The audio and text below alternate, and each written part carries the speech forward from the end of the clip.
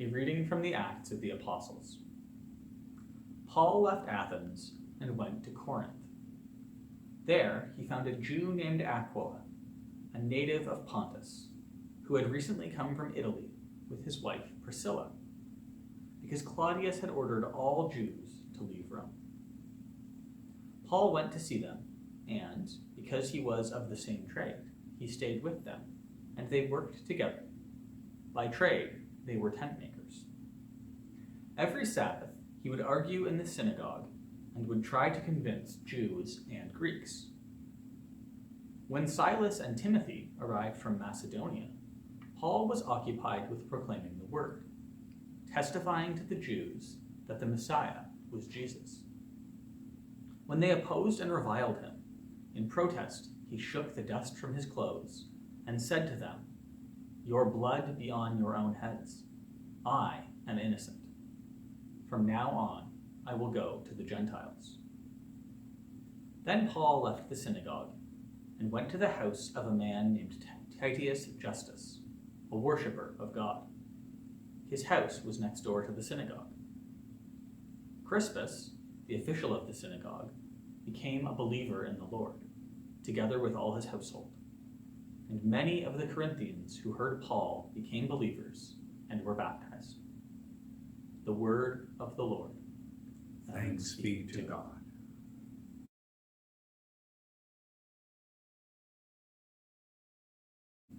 The response is, the Lord has revealed to the nations his saving power.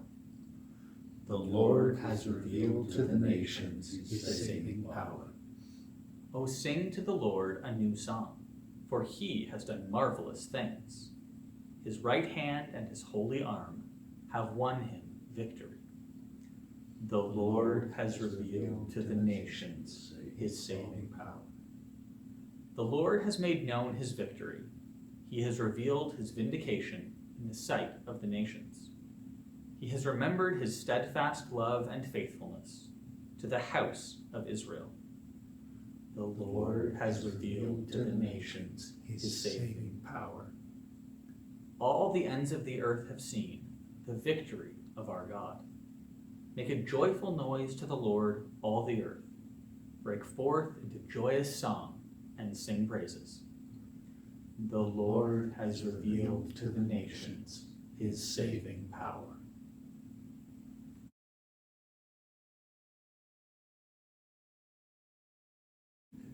The Lord be with you. And with your spirit. A reading from the Holy Gospel according to John. Glory to you, O Lord. When Jesus knew that his hour has come to depart from this world and go to the Father, he said to his disciples, "A little while, and you will no longer see me, and again, a little while, and you will see me." Some of his disciples said to one another, "What does he mean by saying to us, 'A little while and you will no longer see me,' and again a little while and you will see me, and because I am going to my Father?" They said, "What does he mean by this little while? We do not know what he is talking about." And Jesus knew that they want to ask him, so he said to them, "Are you discussing among yourselves what I mean when I said, 'A little while, and you will no longer see me,' and again a little while, and you will see me? Very truly, I tell you, you will weep and mourn, but the world will rejoice. You will have pain, but your pain will turn into joy." The Gospel of the Lord. Praise to you, Lord Jesus Christ.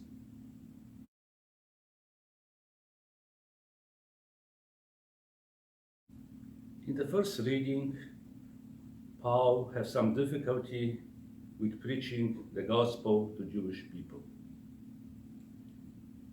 He is the Jew trying to proclaim the good news for his brothers and sisters, but he finds resistance. They do not want to hear what he has to say to them. And when we think about and how that will be related to ourselves, we probably can face similar resistance when we proclaim the good news to the people which we daily live. Sometimes they will be open to hear the gospel. Sometimes they will tell us, we know about it, and leave me alone. I have my own way. But as the Christians, we have tendency to proclaim this good news even somebody is not willing to receive. I think in this case, if somebody is not willing to receive, our approach to proclaim the good news is silent. Silent in prayer for these people who do not want to receive the good news. Every change in our life can be painful.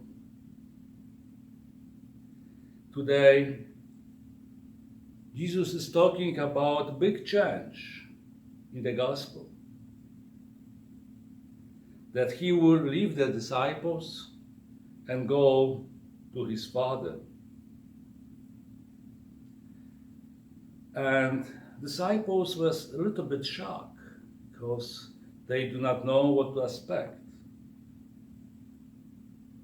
Because we as the human want to see others through our eye.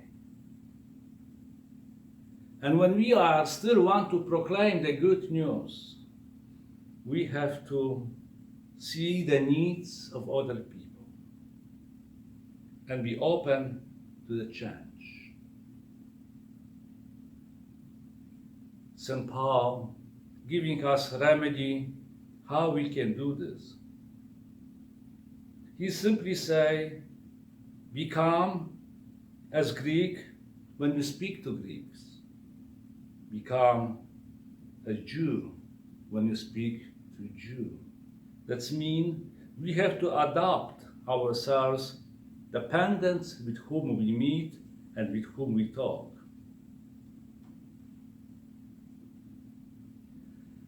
And Jesus preparing disciples and ourselves that he will go to the Father. And he telling us very clearly, very truly I tell you, you will weep and mourn, but the world will rejoice. You will have pain, but your pain will be turned to joy. In the first reading,